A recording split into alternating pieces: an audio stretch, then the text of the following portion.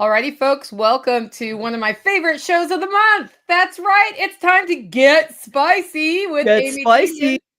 So Amy Dingmann from A Farmer's Kind of Life is here. I'm Nicole Sauce from Living Free in Tennessee, which you don't have to be in Tennessee to listen to my podcast. You don't? But some people think you do. That's true. How'd you find me? You know, that was so many millions of years ago. I don't know. It was probably, you maybe came up in a search on the podcast player, or maybe it was through Jack Spirko, but it was like a million years ago, so I don't remember. I know exactly how I found you. How? Mark Alexander. Yeah?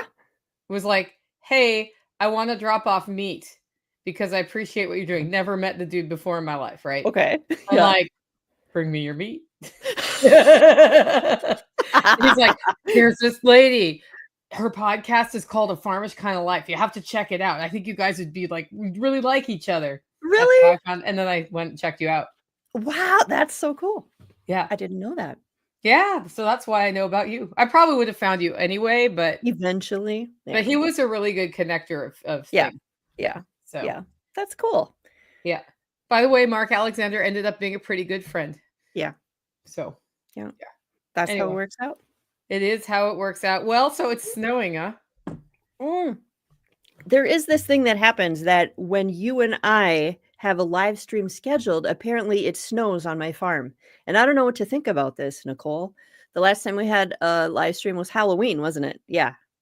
Yeah. It was Halloween, and we had a big old snowstorm. I mean, not like a huge blizzard, but it definitely snowed.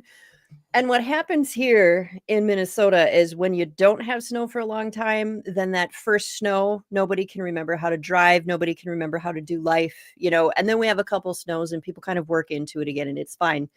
So we had the snow on Halloween and it all melted, and we have not had snow again at my farm until guess what? Yesterday. You're welcome. You should just schedule a show with me when you need snow. When we need snow. You ever need snow?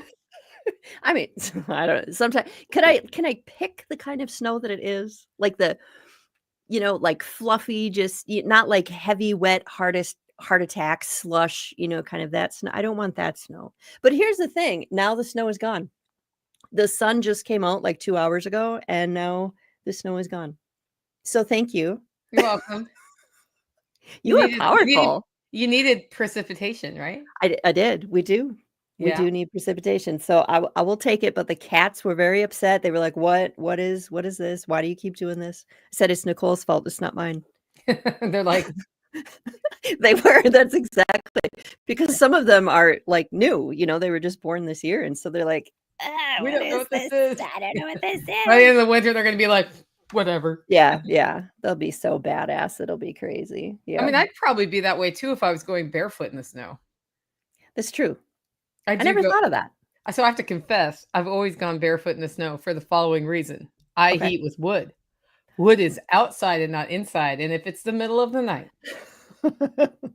and oops, I didn't put enough inside the house and it's through the snow, I don't bother putting shoes on. I just walk really fast. Mm-hmm. Yeah. I love being barefoot. Yeah, I do too. And if you're just going out and back in, it's not a big deal from a coldness standpoint. Right. It's if you're out in it a long time. Yes. Martinson family says they got their first snowfall yesterday. We had a freeze earlier in October. Yeah. Not super, like a frost. It's better, exactly 32 degrees. Yeah. And my plants made it through that. Uh-huh. And then our first real freeze, but that's not the real freeze. We have 3 kinds of freeze here. This is a freeze where it actually kind of stays cold. Okay. And it'll get freezier tonight and then freezier tomorrow night. Freezier? Freezier. I'm going to start using that word. That's a beautiful word. Yes. Freezier. We had that last night. And so I had a fire, which of course, because it had been warm, it's been really freaking warm here all fall, which has been great for catching up on stuff. But I have the thermal mass of my house going into this freeze. And it's like, well, it's going to be too cold tonight if I don't have a fire. Yeah. I don't want to light the fire at 2 a.m. Right. I don't want to run heat with electricity. So finally I just did a fire. And then of course, you know what happened, right? Did it get warm? I got to open a window in my bedroom to get to see. It's so hot. It's so hot. And the only thing is the cat is like literally under the stove upside down. Oh. And my chestnut dog who has short hair is like right next to it with her belly towards it. Well, they're happy. Everybody else was like, yeah. It's too hot, Mom. Oh man. Yeah. So that's how the transitions to winter go. Mm-hmm. You want to talk about judgmental people? Are there judgmental people talking about judgmental people? Are there judgmental people? Yeah. Do you see that? Like, what is up with here's the judgmentism that probably bugs me the most. Okay. And it's the I'm not judging you Christian judgment. Yeah. But this is how I live my life. But I don't judge you, which is totally said in a condescending tone. Yeah. And it happens there. And the other place I see that same style of judgment happen is like on the Sheep 101 group, where a farmer has a problem. And the first comment is like, you're a tard. And this is what you should have done differently. I can't believe you even raised sheep without knowing everything there is to know about sheep. Right. Which is sort of a similar type of judgmentism. I feel like you almost see that in any animal group on Facebook, or maybe any. Oh my gosh, can we talk about sourdough bread, sourdough bakers? I just had a whole thing. Oh, tell me about what happened there. Oh my gosh. Okay, so the sourdough recipe that I use, some people would say is not a real sourdough recipe because I add yeast to the starter. That is how I have always made sourdough for the last 25 years. That's the recipe that I started with. So I thought that was sourdough. Well, during the pandemic, everybody started making sourdough and making it like a thing, right? Yeah. Because everybody was at home and, learning how to do this thing. And so I posted my recipe, which is from the Tightwad Gazette. And I had so many comments of people just going off about how that is not real sourdough bread. That is not just this whole thing because I had added commercial yeast to it. It just started all these like wars in the comments. And I'm like, I made this bread. The starter sat on the counter for 48 hours and it tastes sour and I'm going to eat it. And you all can fight about whether or not it's real sourdough. And I'm going to have this bread. And people, here's what frustrates me about it. If there are people who have tried to make real sourdough bread, with flour, water, set that on the counter for, 2 days or 6 months, depending on where you live, to get it to actually go, right? Because I live in Minnesota. It's cold here, right? It's cold. It takes a minute. So people who have tried to do it that way and cannot get it to go and then just get really frustrated and they're like, fine, screw it. I'm not going to do sourdough. If they try this recipe, then they're like, oh, hey, guess what? I can do sourdough. And they're all excited because then they have the starter and they can just bake sourdough over and over and over again. And it's wonderful. It's great. And then, but we have people who want to like nitpick and just be like, that's just not even real sourdough bread. And I wouldn't eat that. Well, then don't. Like, no, you're not really living off grid. You're using the internet.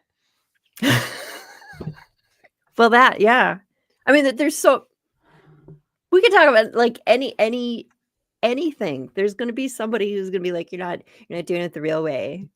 Yeah. You're not doing the, well, I don't know. You're not at my house. I don't care. I don't understand who has time. Well, the question is, why do we worry about it? So valid critique. You put yeast in your sourdough, so it's not pure sourdough. Right. But did you get a sourdough result? Yes. Yeah. Have you ever done it without adding yeast with that same starter? I have not.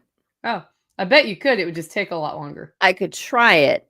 But yeah, like the whole, like that is the sourdough recipe I found when I was 21 years old or whatever and trying to make sourdough. So this was pre like internet in your house. This was not, I can go to Google and look up, like that is literally what I thought sourdough was. So like if it's not real sourdough, it's not real sourdough. I don't like, here's another bread you can try to make.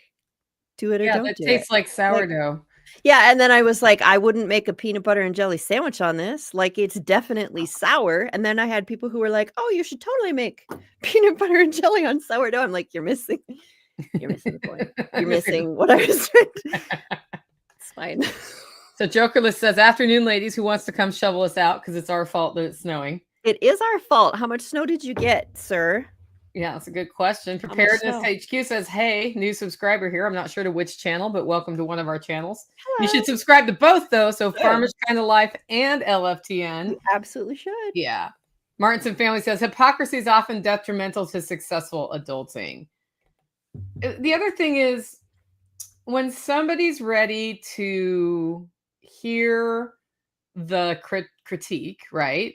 Of, well, this is how you could do it better. Right. Rather than saying what you're doing isn't the thing. Yeah. Why don't you say, try this other way? Right. And see what you think. Right. There's many inches. Oh, that's big. Wow. Nicole, you are powerful. 18 inches. It's because I have a swim spa now. That must be. I'm not a real homesteader because I have a swim spa. I'm not a real homesteader because I don't know. I could probably think of 1,000 reasons. I bet you go to the grocery store. I do. You know what? I do. And I bet you buy stuff out of season and eat it. I do. I'm drinking hollow roast coffee, which I cannot grow myself. No, I don't grow it either.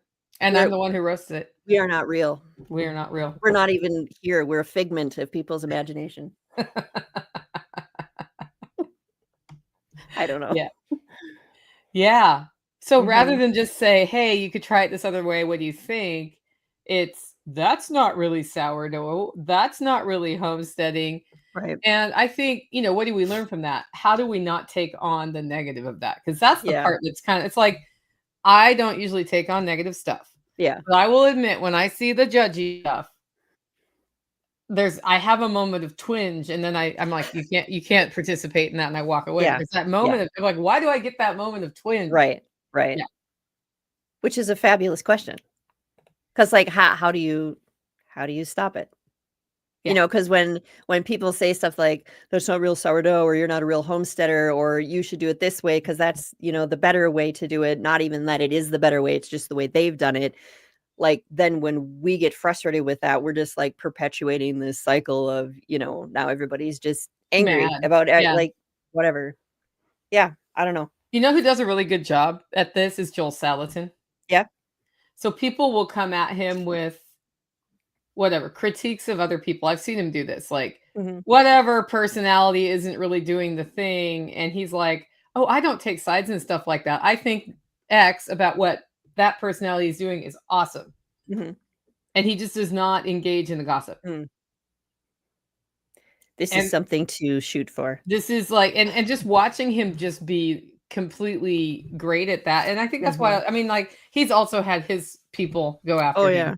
Oh yeah. But in general, people like Joel Salatin from many walks of the homesteading world. Yeah. And so maybe what we need is more examples of that. Yeah. Ways to handle that. So the only way we do that is we do that. Is we do. Thus saith Nicole. Amen. We do the hard thing. And everybody who listens to my podcast knows that I'm not a saint about that. No? No. That's because we're human. One time, so my first commercial roaster arrived and it was just flawed.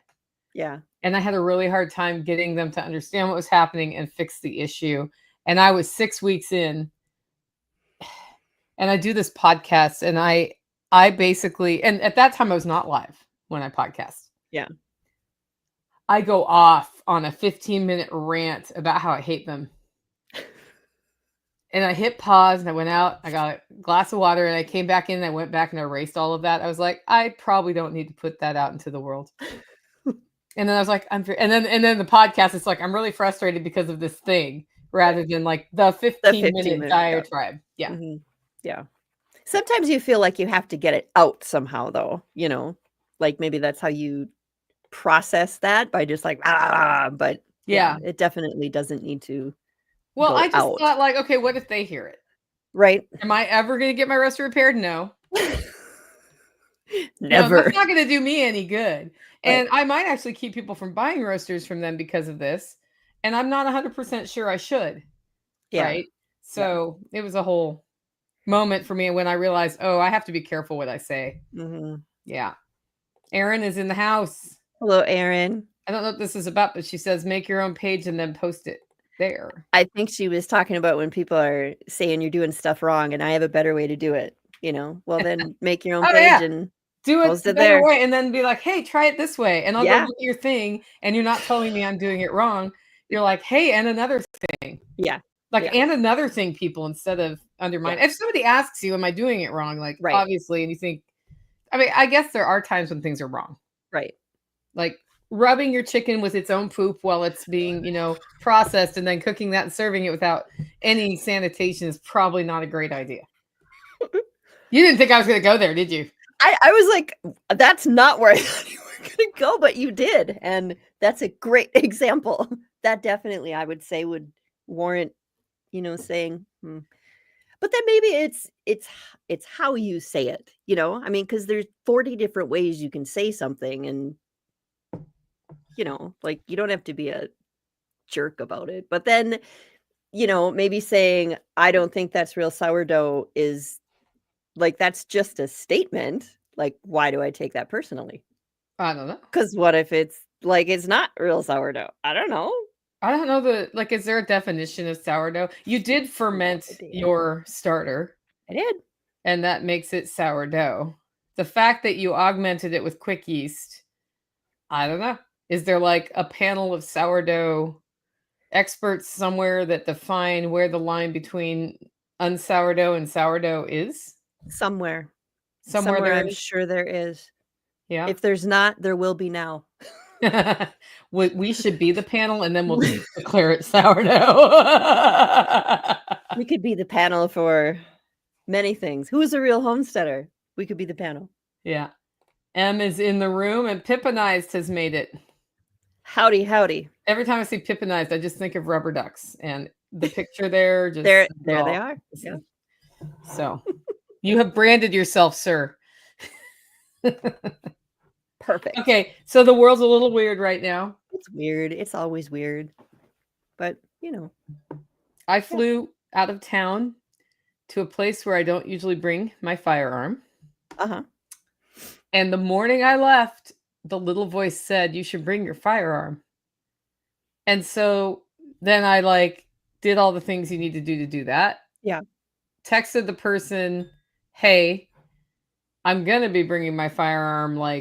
It's going to take me extra time because I'm checking a bag because of that. Yeah. And they said, oh, you shouldn't need your firearm.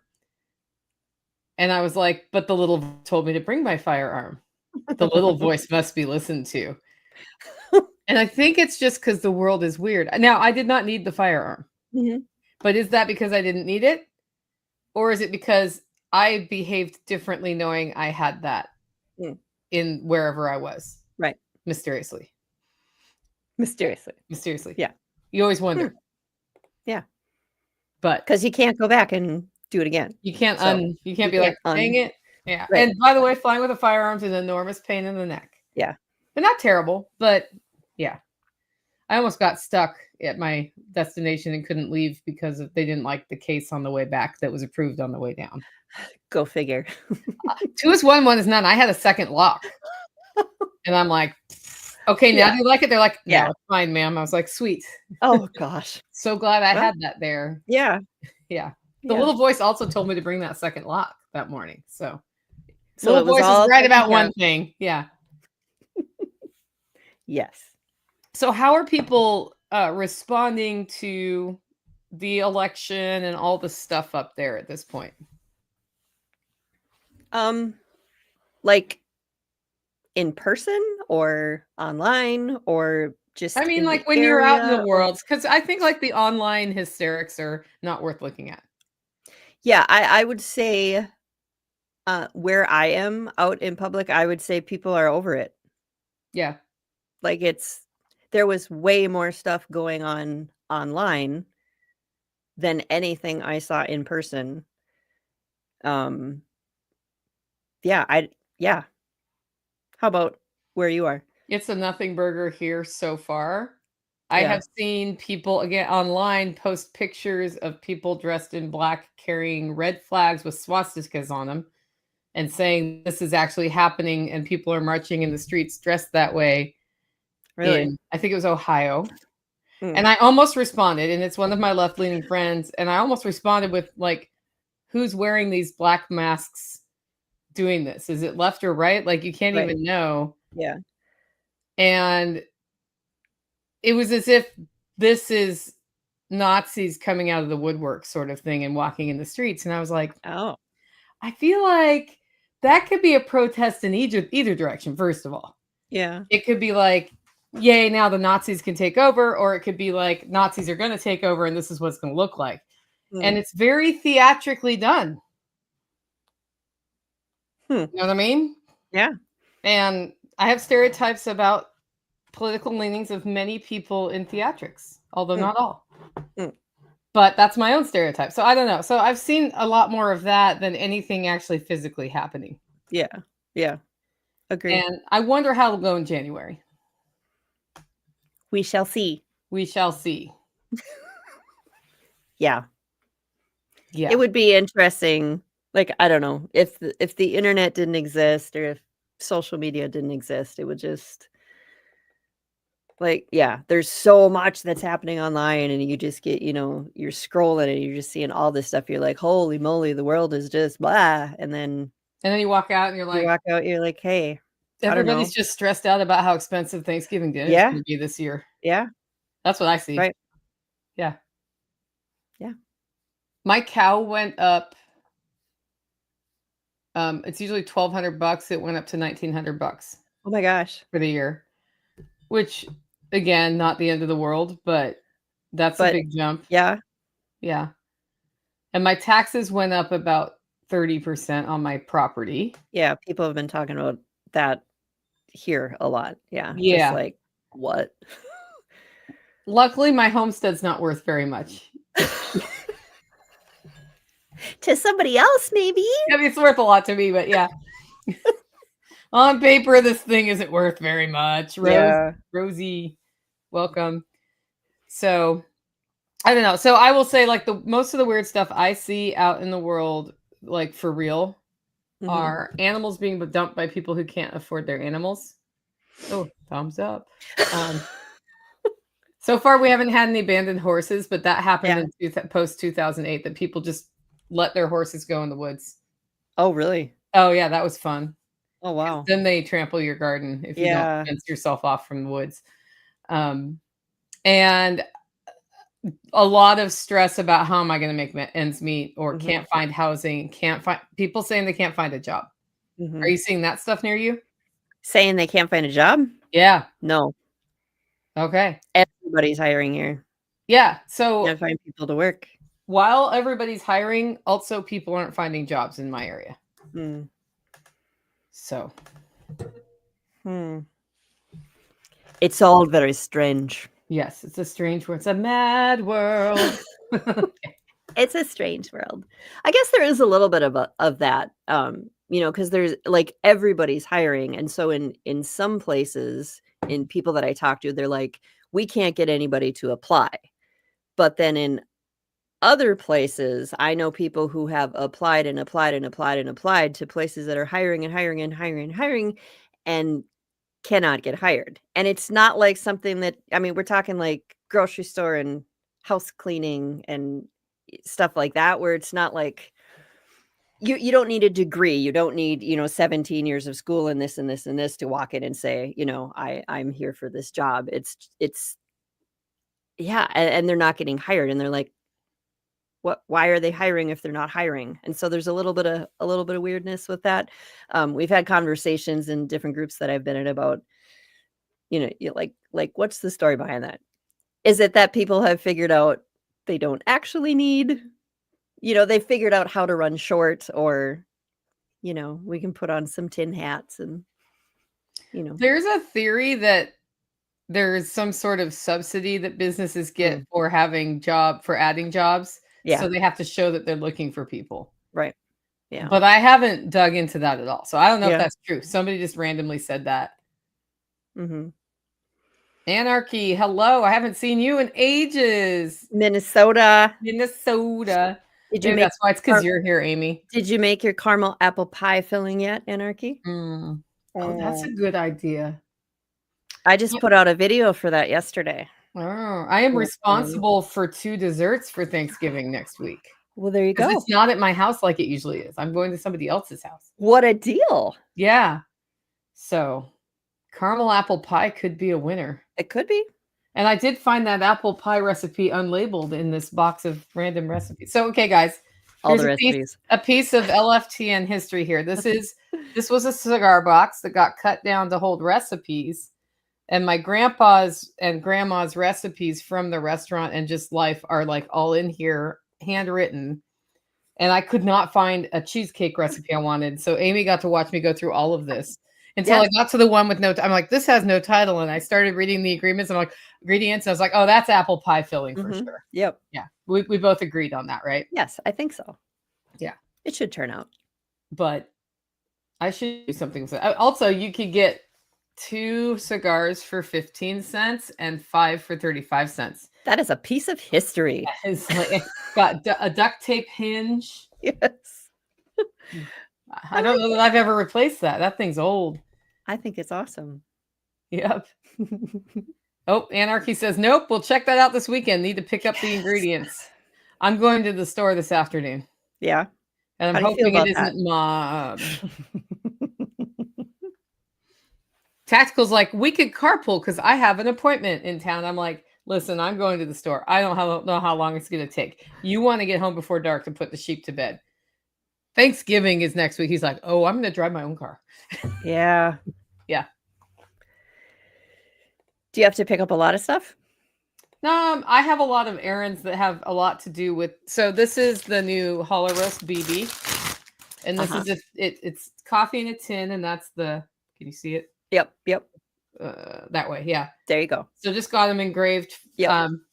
So that's a Christmas thing. Well, in order to send this, I need to have sealing tape for the edges. I need to go get that. Mm-hmm. I need paint for my roasting shack because we just replaced siding on it. Mm-hmm. I need N95 masks for roasting because there's a lot of smoke in there lately. So I just decided I should protect my lungs. Mm-hmm. And then like 7 other random things, including groceries.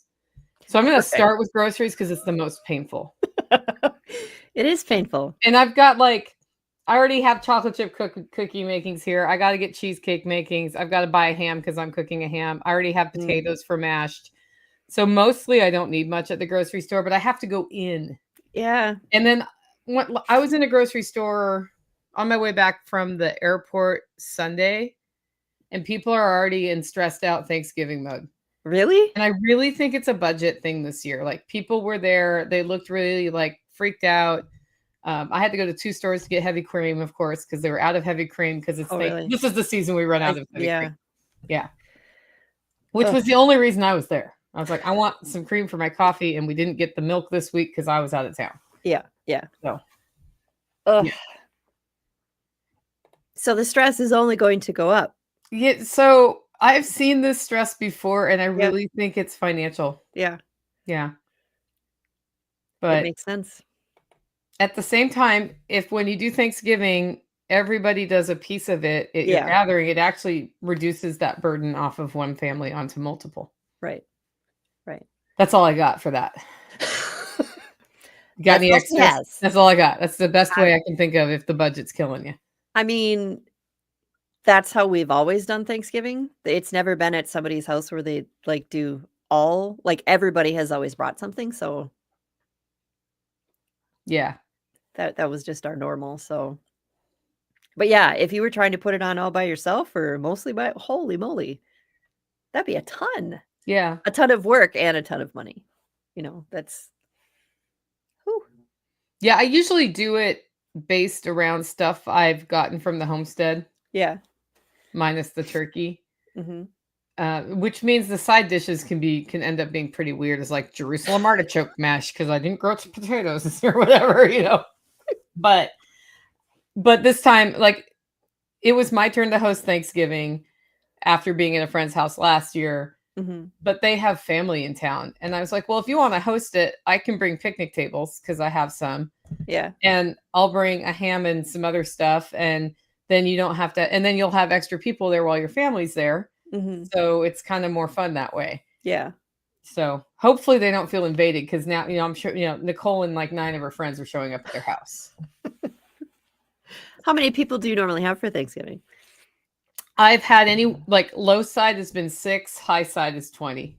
Okay. Because the way it's always worked here is anybody who doesn't have somewhere to go just comes here. So this year it's a little bit of a hybrid because we're going to somebody else's house. Yeah. Yeah. Aaron says we'd be eating rabbit if it was just us. Yeah. There you go. Anarchy's always been around.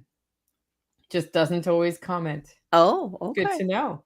He's stalking us. Absolutely. Watching from the shadows.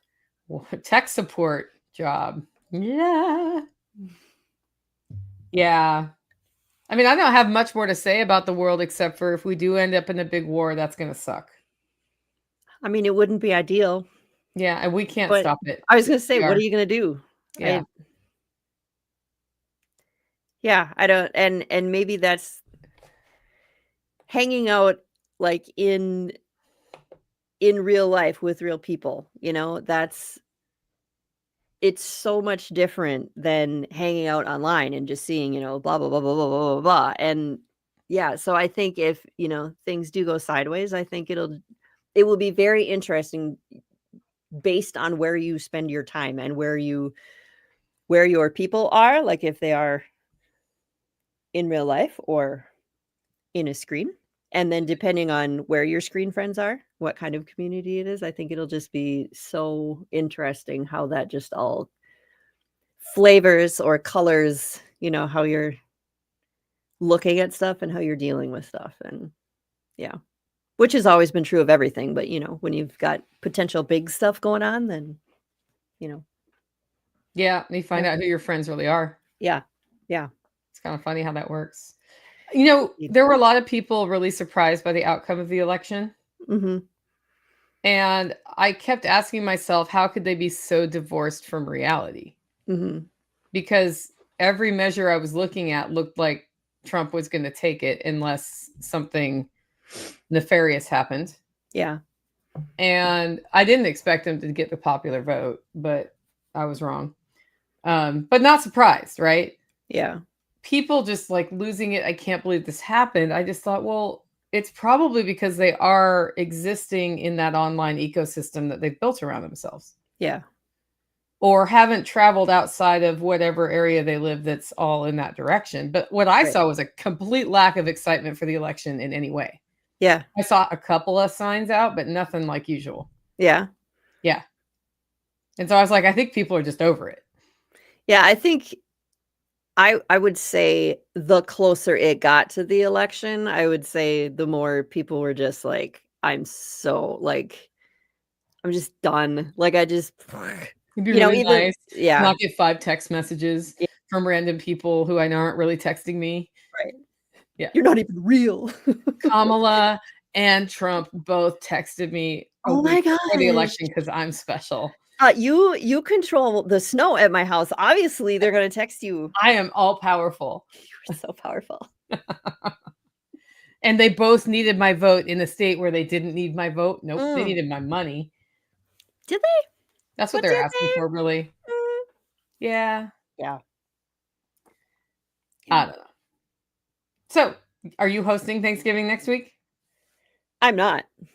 Where are you going? Going to my grandma's. Mm-hmm. Thanksgiving, like we have traditions for Christmas. We don't have many traditions for Thanksgiving. Like Thanksgiving is always up in the air. We don't even know if we're going to do anything, if somebody's going to host. Like it's not one of those things where, we're always going to grandma's house for Thanksgiving, or we're always, like it's been different every year. So I was surprised that my grandma said, I'm going to host Thanksgiving. I was like, yes, that'll be awesome.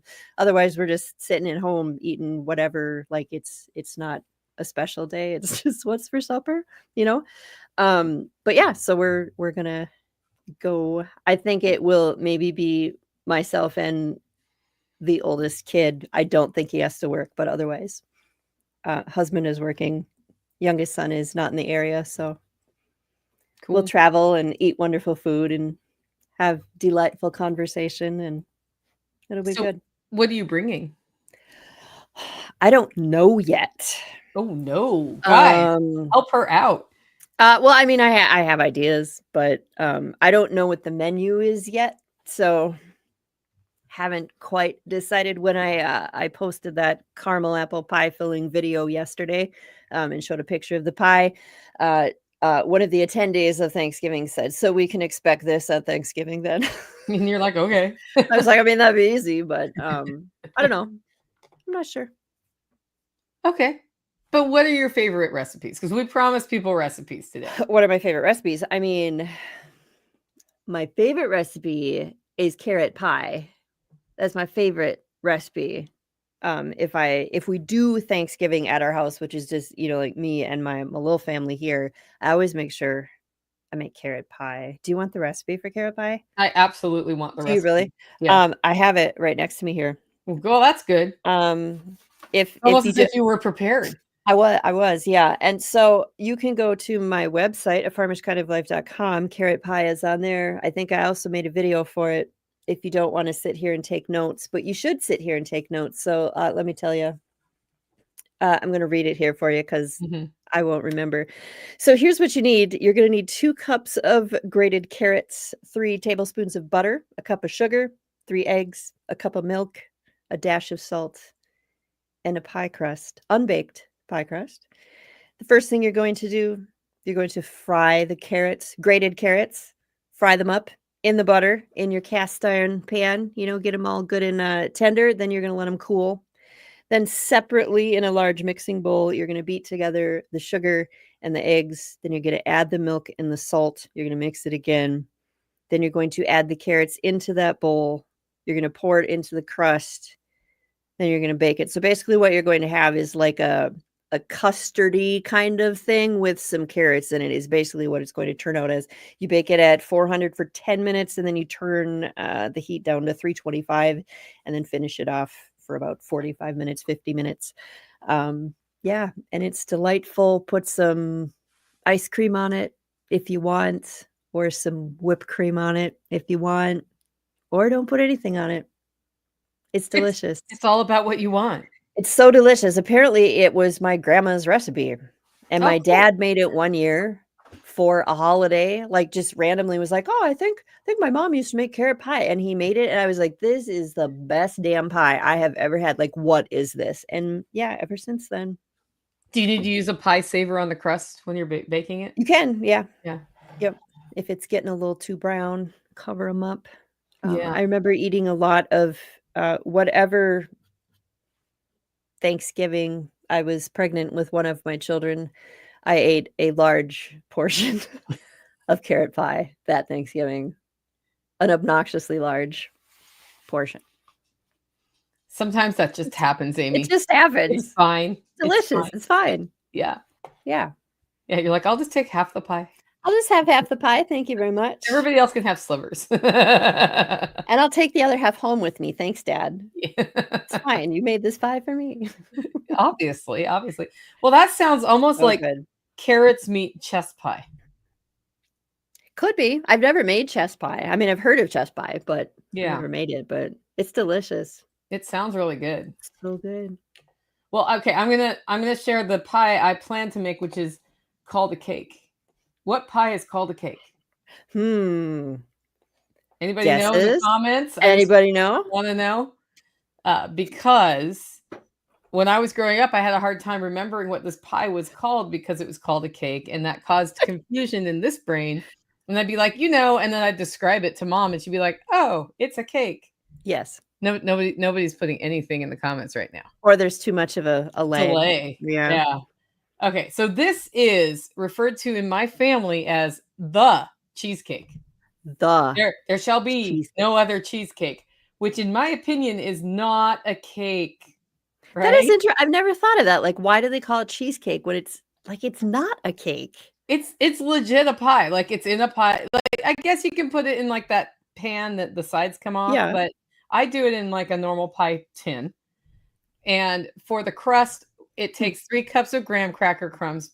You can make homemade graham crackers, or you can make like a spice cake and just crumble that up and toast it if you don't have graham crackers. Oh, by the way, every recipe I give is like all the things I've done when I didn't have all the stuff I needed, because I'm really good at not having all the stuff I need. A 1/4 pound of butter and a 1/2 cup of sugar. I use a 1/4 cup of sugar in that. You mix that all up and then you press it to make that crust that you're going to pour the cheesecake into. And then you bake that at 5 minutes at 350 just to prepare. The filling is 3 eggs, 1 cup of sugar, which I cut in half because I don't like that much sugar, half a teaspoon of vanilla, 2 cups of sour cream, and then I throw that through a blender, pour that carefully into the graham cracker crust so you don't like dislodge crust at the bottom.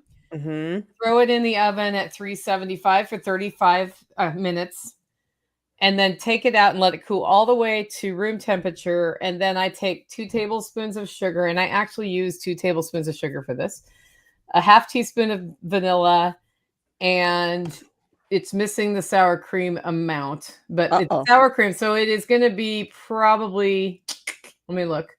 It's going to be 2 cups of sour cream. I'm going to add that to my document though. I just know it by heart. So it's like, I would have just been like, oh yeah. So we're just going to do that 2 cups sour cream so that next time I email this to somebody, they're not asking me a question. And you pour that back on the top after it's been cooled. If you don't do it before it's cooled, what happens is you end up with weird, melty, cracky stuff. So definitely let the pie cool. It's a all these technical terms, melty, cracky. Melty, cracky. And then you put that back in the oven 5 to 10 minutes at 375, let it cool. If you put that topping on, if the baked custard cheese egg mix cracks a little bit, it's all covered by the sour cream. And then personally, the mouthfeel between the custard cake and that really smooth sour cream top makes a huge difference to me. Chill for 12 hours before serving if you have the patience. It's always good to know when it's one of those recipes you have to make ahead. Not like you're going to pop it out of the oven and be like, here it is. Dessert is served. I mean, you can eat it hot. It will melt. Yes. So that's the cheesecake recipe. The cheesecake recipe. Yes. And now I'm going to have to research, like, why is it called cheesecake? Yeah, well, I want to know. I'm now distracted by this. Like, what? Why is this a thing? I don't know. Maybe someone in the comments will also of note in the recipe is the word large. Large? Now, the reason the word large is there with no description at all is that everybody who shares recipes in my family has ended up with some sort of weird shorthand. So I totally know what that means. It means use a large pie tin, not a 9-inch. Use a big one. Large. This is why I had to write the cookbook, because I was like, nobody understands my shorthand. Right. So, yeah. Needs a little decoding. Volume 2 is going to come out soon with the preservation section, which is the most important section that never got into Volume 1. Yes. Cool. That'll be fun. Yeah. Is that coming? Is that coming soon or soon, but not before the end of the year? Okay. Yeah, well, I put all books on hold when my stepfather got sick because I've always worked with mom on those, and I was like, well, I could do it without her, but it's more fun with her. Right. So now we're back, and cool. But I will not put in, with people ordering all the BBs at hollerose.com for gifts. I will not put mom through that because we'll be in guerrilla production mode between now and December 20th or so. Right. Yeah. That'd be a lot. Yeah. Cool. I'm getting what? I have a dog whining at my door. Uh-oh. So I'm going to ask you to share a recipe, and I'm going to let her out. But yeah. So what's another recipe Thanksgiving you love to do? Another recipe. All right. I got like another pie recipe, or I have this other recipe that's called, I'm going to give you another carrot recipe. And this one is one of those recipes. So grow carrots if you live near Amy. Grow carrots. Okay. So this is a carrot casserole. All right. So we're calling it a carrot casserole, but you know how holidays are one of those things where you have foods you might not normally eat. You're like, it's a holiday, I'm going to fill my belly with, stuff that, this is one of those because it's got like a ginormous amount of butter in it and like, it's crazy. Okay. Carrot casserole. All right. Here's what you're going to need. A pound of carrots, 1 onion, 2 sticks of butter. You guys, it says 2 sticks of butter in it. About 4 tablespoons of flour, a cup of milk, and a tube of Ritz crackers. All right. Here's what you're going to do. You're going to boil your carrots, and then you're going to mash them up. Set those aside. You're going to cook the onion in 1 stick of butter. I don't know why we need a stick of butter for an Because onion, it's but butter, that's Amy. what you do, okay? This Yeah. has so much butter in it, and it's so delicious, but you probably don't wanna eat it every day, that's all I'm saying. Alright, so cook the onion in 1 stick of butter until it's soft.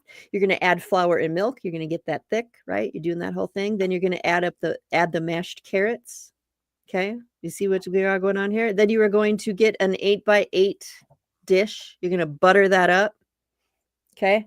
You're going to crush the crackers, the Ritz crackers. You're going to mix them with the second stick of butter that's melted. So that second stick of butter, you're gonna melt it, then you're gonna crush up the Ritz, you're gonna mix it all together, okay? You are going to then sprinkle all those buttery crackers on top of this carroty mashed up stuff, okay? You see what we got going on here?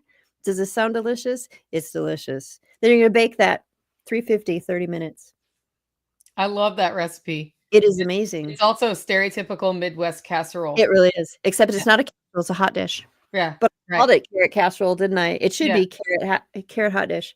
Yeah. Delicious. I would only ever make that on a holiday because once you start eating it, you're like, "I need to eat this whole thing," and that's what holidays are for, I believe. We get together and we eat good food and we celebrate, and we don't necessarily worry about what we're eating. Being keto. Being keto. Being carnivore. I was actually just at Spirko's event, Yeah, and, yeah. I usually stick to keto there pretty Yeah. well, except for I drink cocktails. Mhm. This time I'm like, "I'm just gonna eat whatever I want." Yeah. And then I'm gonna go home and eat all natural food again. Mhm. Yeah. That worked fine. Yeah. I did not I gain weight. I feel like sometimes, and I talked about this in a post recently about how like, I think we go, like, on these however we're gonna eat, like, our special way of eating, and then we feel guilty on the holidays because 'cause we're like, "Oh, what am I gonna what am I gonna make?" And I feel like part of that is because, like, I've always felt like the holidays are for treats. Like, it's getting together with family, it's celebrating, it's just, enjoying all of that awesome stuff, right? Because it's a special occasion, and I think part of the problem is that we've forgotten what special occasions are, and we've forgotten what treats are, and we have treats all the time, you know what I'm saying? Like, I think in my post I said something about how when we would get together for Christmas and we'd have Christmas food, it was maybe Christmas Eve, Christmas Day, you had these couple little celebrations, and that's where you had your fabulous, wonderful Christmas goodies, and then you were done. It wasn't this, we start November 1st with the Christmassy, whatever you wanna call it, eating, and it goes all the way till the end of the year, basically, and you've got this office party and this thing, and, "Oh, we'll just make that because," and it's just yeah, so that's why I don't worry so much about eating all the good food Yeah, in the the first holidays. party starts the first weekend of December, and it does not end. It doesn't end. It doesn't end. Yeah, So then you do have to think about right, which days am I having the treat? So here's what I right, know. When I was right. younger, I could do that and not gain weight. Yeah, yeah, I could go up 10 pounds in December by just eating whatever I want at all those parties. yeah, yeah. Yeah. So I had to learn that lesson the hard way. Mhm. Stupid metabolism. Right, And then, yeah, back yeah. to, and maybe I shouldn't, right? I The other mean, thing is well white used to be a treat and orange was a treat. right. Yeah. Yes. Yeah, it's not just all fudge and cookies and pies. It's like I get an orange. And when you had the pie, you had a piece of pie, not Yes. the pie. Right. Right. Yep.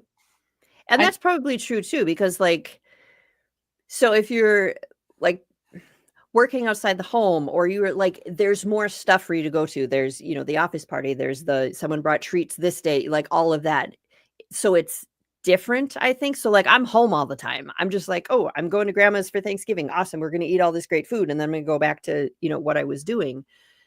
So it probably does depend a lot on that too, like what you're involved in and where you're going, and yeah, it's all different.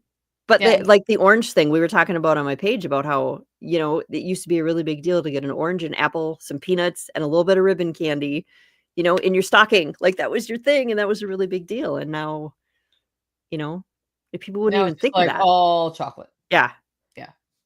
yeah, that was my little side rant. Let's go back Yeah. to recipes, unless you have more to say. No, it's fine. You basically said what I was gonna say. I don't need to Oh, say it twice, okay. We're like she'll go off on these things on Facebook, and I was like, "Man, I was just about to post about that." There have been some things where I like go off on a rant in one of my groups, and then I look and you did a podcast episode about it the same day. And I'm like, oh my gosh, people are going to think I listened to her podcast episode and then like went up. I'm like, didn't you? That's not what happened. It's Not just what the happened. universe. It's But that's just- true of a lot. It's like the zeitgeist, right? It's the feeling of the time. And a lot of people will tap into the same things. Yeah. You know? Yeah. Like there was a marked moment about 2 years ago where all of a sudden all my angry podcaster friends got way less angry. And we're like, maybe we should like learn to get along. Not exactly, but they were just not as now they're all angry again. It's a cycle. It is a cycle. I'm like, oh, angry people are back. Oh, Hi, yeah. angry people. Or I just did a presentation at Jack's, and for some reason, I was talking about my 3 things, and I walked people through a hero's journey so they'd understand that the pain side of your story is the most important side. Yeah. And then you have the gain side, right? So when you're developing your life strategic plan, you have to understand what you really don't like. Like you have to actually think about that to better understand what you really do like. Yeah. It really helps. So I walked through a hero's journey and I come back and I popped up today while I was roasting a pop up Dangerous History podcast with CJ Kilmer. And he's started a second podcast and he was talking about the hero's journey and how he, you know, what it means to his life and having taken, you know, control of his mental health and all this stuff. And I was like, that's weird because I was like literally just talking about that last week. And he recorded the podcast a few weeks ago, but I didn't even know he did. I didn't see it. Like, how does this happen? I just was like, who do I want to listen to today? Oh, I'll listen to CJ, you know? Yeah. So crazy. Yeah. That's just, it's like we are more connected energetically than we realize or would like to admit. Yeah. So we're not stalking each other, you guys. If you're ever like, oh my sometimes, gosh. but yeah, not usually. Only sometimes. Well, like when I get inspired by Amy to do a podcast, I say, I read the thing by Amy and I'm doing this podcast. Yeah. So if we didn't say that, we didn't even know the other person did it. Yeah. Honestly. Yeah, that's just 100% true. Okay, so this one is one people want to hear from me every year. And it's not my chestnut dressing recipe. It was, I believe, adapted from Martha Washington's chestnut dressing recipe. And the reason I started doing this is I have a chestnut tree and I had a lot of chestnuts and I started looking and I was like, ooh, Martha Washington has one. Now understand how much dressing Martha Washington would have been producing in her kitchen for everybody is a much larger amount. So I scaled it because I did not need to cook for 30 people. No, not that year. 20 is usually my high number, but we can go higher. But yeah. And the thing that makes this recipe work is butter. So it's a lot like your hot dish recipe. So it starts, you need 6 cups of toasted cubed bread, or you can do keto cornbread if you're trying to stay keto, or if you just have stale, if you were smart and left your cubes out for a week, like you're supposed to for dressing, you can use that. Yeah. But if you can't, then you cut the cubes up, you turn the oven on, you throw it in there at like 350 for 20 minutes, keeping your eye on it, remembering it's there, not burning it. Ask me how I know. And then you have to do more bread. And that's how you get your 6 cups of toasted cubed bread, 2 full diced onions, 5 cloves of diced garlic. Now, in my world, we're not shy with garlic. I would double that number. Right. And I do. 3 pounds of browned pork sausage, 3 pounds. Okay. 3 pounds. And you've pre-cooked this, so it's browned already. Okay. 2 to 4 sticks of butter. Don't be shy. Just plan on 6, just in case. You never know. And then some broth or milk that you're going to use to keep it from getting dry. And 3 cups of chestnuts, roasted or boiled. The first year I did this, I roasted my chestnuts. And what happens with roasted chestnuts after you peel them, if you leave them out for a day, is they become chest rocks. So if you're going to do this recipe, you need to do the chestnuts and then do the recipe, or else you're going to, and once it's in the recipe, they actually stay soft. So that's not the issue. It's if you just don't put them in something where they can absorb moisture, they're not going to be good. But then Amy asked me, where do you get chestnuts? Right. Because I don't have a chestnut tree. That's not a thing up here. Amazon sells them in metal pouches. already roasted, already peeled. Way easier than peeling all those chestnuts, for the record. Ask me how I know. Then sage. I use fresh sage from the yard. I don't have a measurement, just like a handful. About that much. Yeah. Rosemary. If you use dried, make sure you grind it up and don't put the rosemary sticks in, because those are awful when they're sticks. Yeah. I usually use fresh rosemary on this one, even though a lot of people prefer the dried. And then salt and pepper to taste. So the way you do this is, it's like Amy. You take a whole stick of butter and you caramelize those onions. Why a whole stick of butter? Because they will absorb some of the butter and it will be delicious. They will. Yeah. And then you add a ton more butter to that, like another 2 sticks after that's done in the same pan. And once it's melted, you throw in the toasted breadcrumbs and you fry them so they get butter crispy. They're already crispy, but butter crispy and crispy, 2 totally different things. Okay. When they're crispy, add the chestnuts. And then if it looks like it's getting a little dry in there, guess what you add? Butter.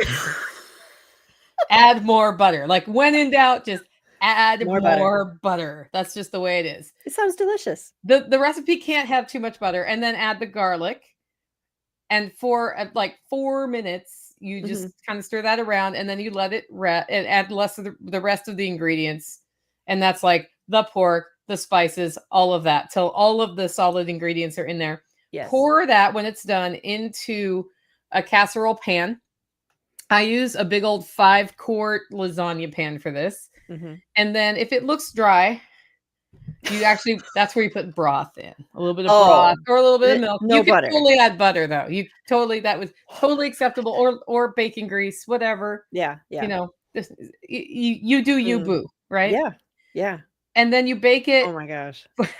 Bake it at 350, which is the temperature everything gets baked at that comes out of that time period, because they just didn't know. Yeah. For 20 to 60 minutes until it looks nicely roasted. And what will make a big difference about the time is if you're using a metal dish, it will cook faster. I use a Pyrex dish, and I think because the glass is cold, it just takes a little bit longer to bake. If you're wanting to make this happen for Thanksgiving, do everything up until it's in the dish, tin foil, and fridge. And then tomorrow, when you're cooking Thanksgiving, about an hour to an hour and a half before you're serving dinner, that's when you put it in straight from the fridge. It takes longer to bake if it's cold, too. So that's what I do. I think it sounds delicious. It's one of my favorite ones. Last year I made it with keto cornbread. I have some of that in my freezer still that I was tempted to bust out this year, but I'm like, I don't want to bring your old dressing to Thanksgiving. So I'll be doing the chestnut dressing for Christmas this year, because I'm cooking Christmas dinner for, I don't know, probably 2 people. And I'm home on the homes. It's my job to make sure that the critters are handled this year.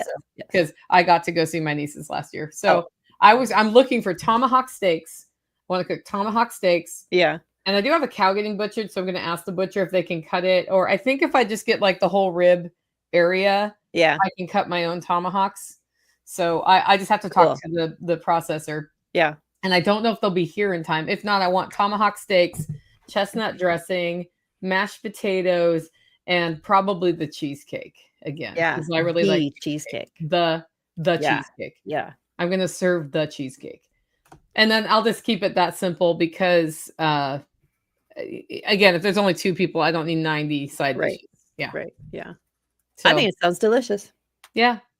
And I really like tomahawk steak. I've only never had it one time. I found one when I was on a business trip, and I was staying in an Airbnb, and I was like, well, I got to cook dinner on Friday night. I'll get a tomahawk steak. And then I had no idea how to cook it. Yeah. Had no idea what was in that kitchen to help me cook it. So I brought like some salt and pepper, made sure I had that. And then I learned about a reverse sear. And that's where you like sear it, and then you finish it off in the oven. Yep. And I did that without a meat thermometer, and guessed. And I guessed right. And it was delicious. And I like finished it with melted butter over it. Yes. So good. So good. Yeah. So then I thought that would make a good Christmas dinner. And actually, I think one steak could feed 2 people if they are not the tactical redneck. Yeah? Yeah. He could eat a whole one by himself. Yeah. I will eat about half of one. Yeah. So if he's in, which I don't know if he will be for Christmas, I'll make 2. If not, I think I'm the only one here anyway. So, yeah. There you go. My job. Yeah. We rotate that every year. Yeah.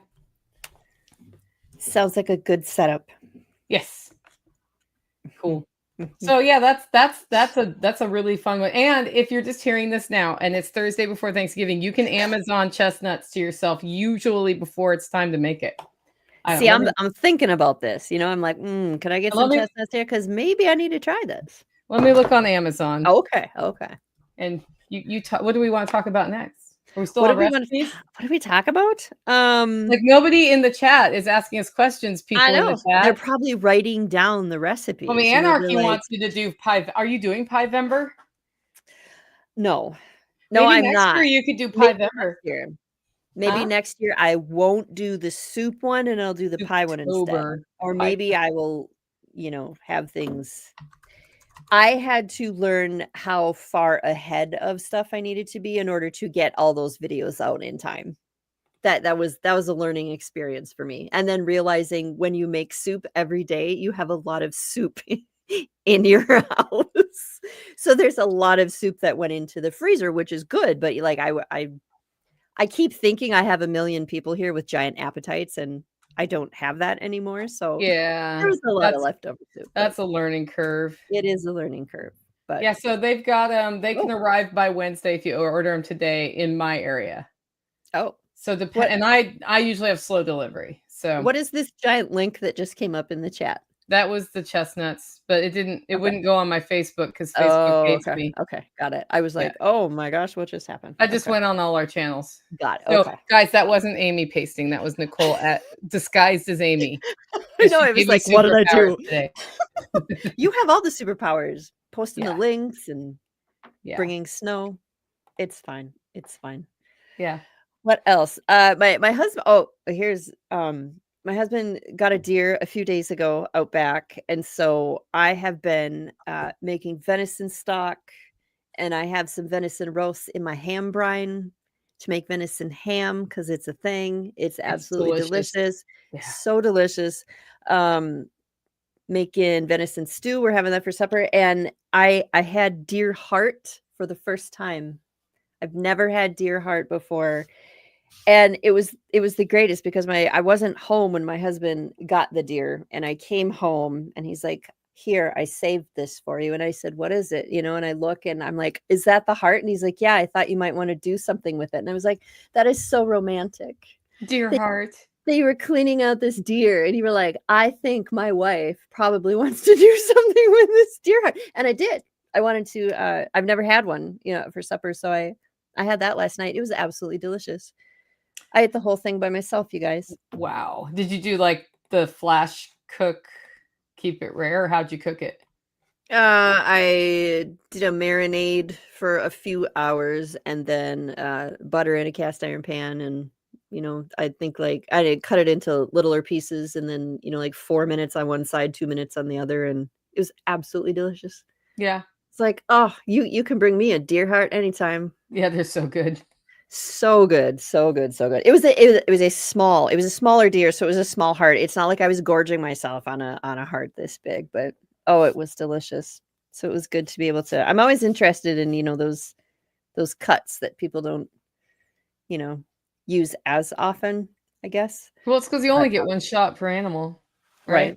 Right. So I did a bunch because I did cow heart this year on video. Mm-hmm. Mm-hmm. And I had never had deer heart either. I heard somebody talking about it. I'm like, man, I wish I could try one of those. And Sean Mills, the next day, like the day after that podcast comes out, it's like, hey, I'm driving home from hunting. I'll stop by and drop off a deer heart.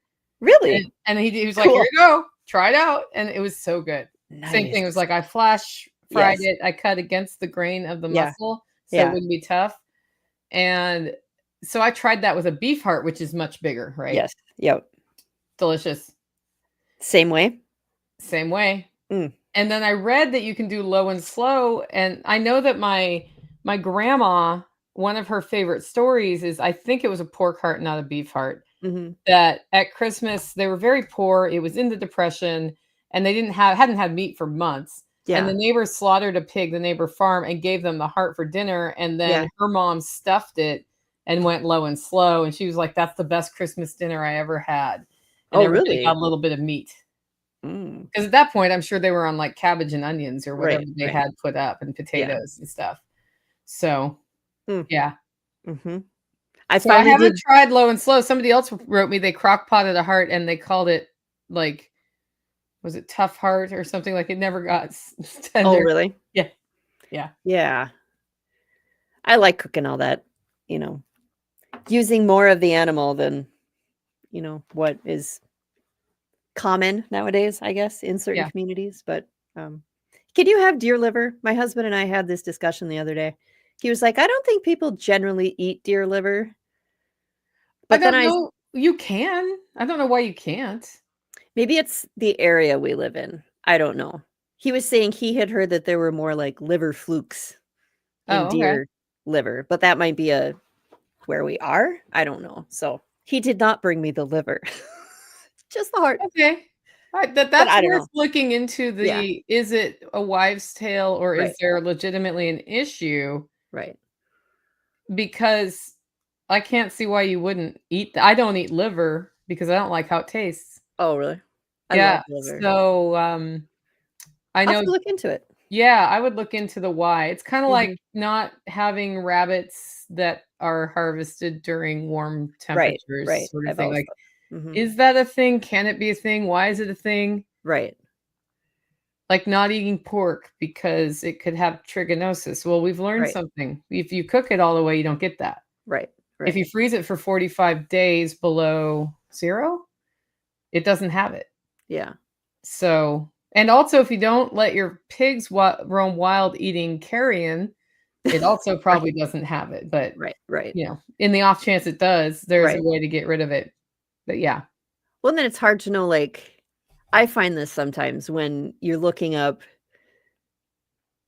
like different ways to eat stuff or maybe eat things that aren't as common. It's hard to know where to find the information on that, because if you're going mainstream, you're going to find completely different information about what's okay and what's not okay. And then you got to have your people that you go to and say, okay, here's the thing. This is what I want to do. I wonder how many people the FDA and the USDA have killed by having their very stringent methodologies. Yeah. Because people find out that you can stretch those rules and then they don't believe anything. Yeah. Yeah. And I go back to the canning of, people not pressure canning things like green beans, which like I talked to somebody the other day who had just water bath canned it for 25 minutes and thought it was okay. Because Rebel canners say but the Rebel canners say to water bath can it for 3 hours, I'm pretty sure. Yeah, I think it's a really long time. It's a really long time. And then I actually haven't gone back to figure out if my understanding of botulism is it has to be a higher temperature than you're getting in a boil to kill the actual organism. So even a 3-hour boil it's not like a pasteurization where it's like lower but longer. Right.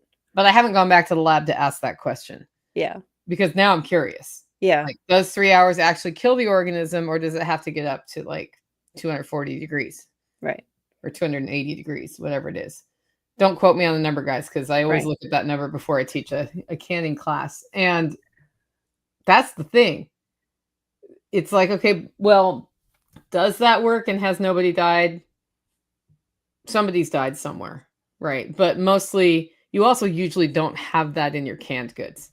Yeah. Like we're controlling for something because it's so horrible that if you do have it, it's going to really be bad. Right. But it's not commonly, it can be in anything, but it's not commonly in everything. Yeah. Yeah.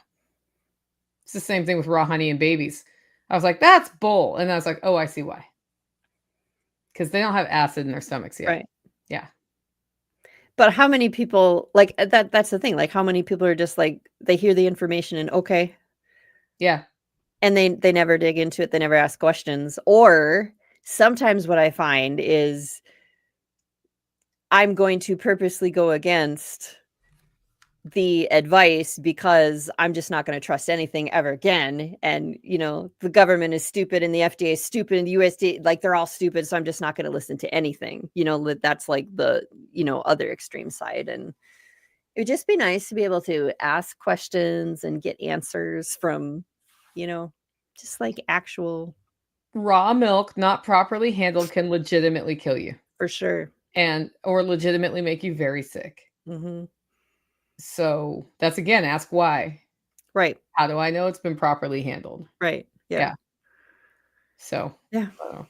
Because somebody asked me if I pasteurize my raw milk before I make yogurt, and I was like, hadn't thought of that. I just put the organism in, and then it's acidic, and then nothing's, So again, I need to dig into that a little bit more, but it hadn't occurred to me to do that. Yeah. But I know my source really well for the raw milk. Yeah. Mm-hmm. It's at this point, they're a fairly large regional distributor.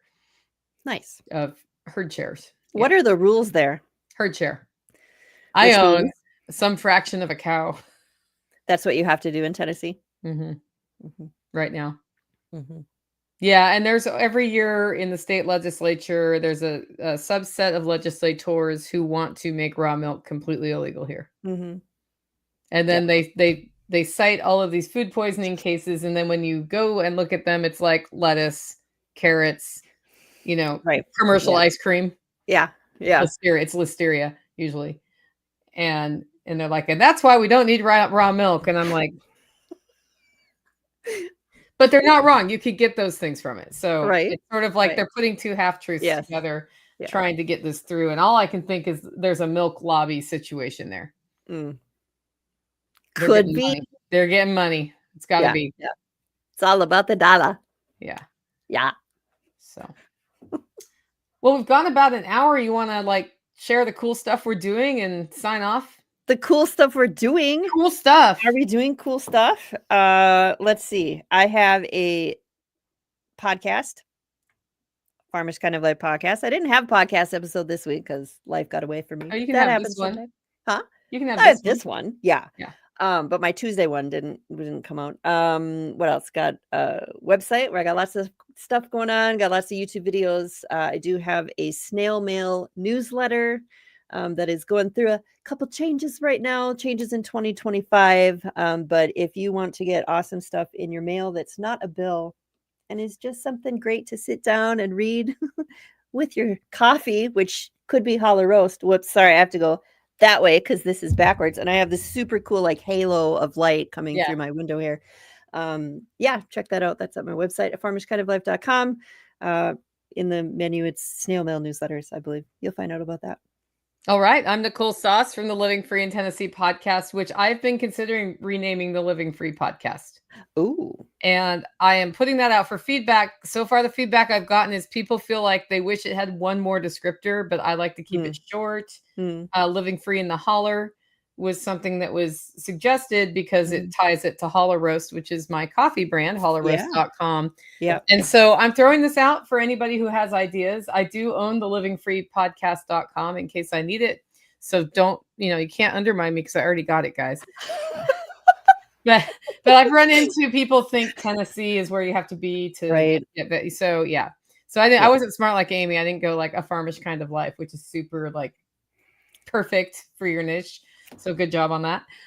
Anyway, it's at livingfreeintennessee.com. And then I do have a My Three Things webinar that's free coming up January 9th. Ooh. Sign up at NicoleSauce.com or livingfreeintennessee.com. And of course, if you need Christmas gifts done, these make good Christmas gifts. We can gift wrap coffees. I've got sampler packs. And in about 6 hours, I will have made a change on the website that does our Black Friday, because I have to go to town and be at the grocery store. Does our Black Friday special. That'll be through Black Friday and into Small Business Saturday, which is free gift grabbing upgrade if you decide to buy a gift at hollerroast.com and have it shipped to somebody. And if you write Christmas in the comments, I will not ship it till after December 1st. So if you want to get a jump on that, I do work with some people who have multiple gifts and just want to give everybody a BB. I literally am sending 24 of these to one person's Christmas list. Nice. Handwritten cards I write for her. And we do that with a spreadsheet. So if that's of interest to you, you can just fill out the contact form at hollerroast.com. With that, guys, we'll see you next week or next month. I don't know. You want to do this next month? Next month, probably. Okay, let's do it next month. or the month after. Depends on how Christmas works out. I'll plan for the snow. Sometime in the future when Amy wants snow, we're going to be back on. See you then.